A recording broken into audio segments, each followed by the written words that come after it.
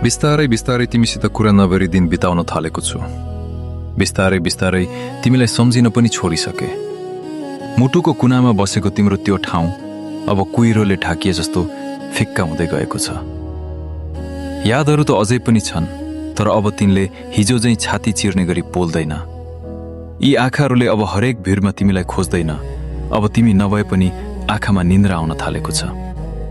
अब बिहान उठ्ने बित्तिकै तिम्रो म्यासेज आयो कि भनेर फोन पनि चेक गर्दिन।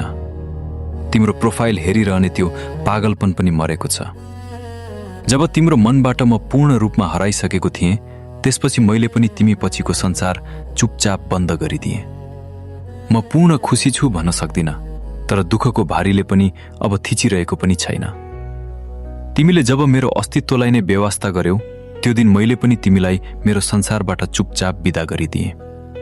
म खुसी छु भनेर झुट बोल्न सक्दिन, तर दुःखले पनि अब चिच्याएर रुवाउँदैन।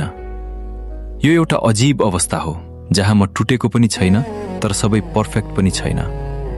तिमीलाई बिर्सन सकिन्छ कि सकिँदैन, सायद त्यो समयले बताउँछ। तर अहिलेको सत्य यति हो, तिमी नभए पनि म बाँचिरहेको छु र आजकल तिमीलाई सम्झिन पनि मन लाग्दैन।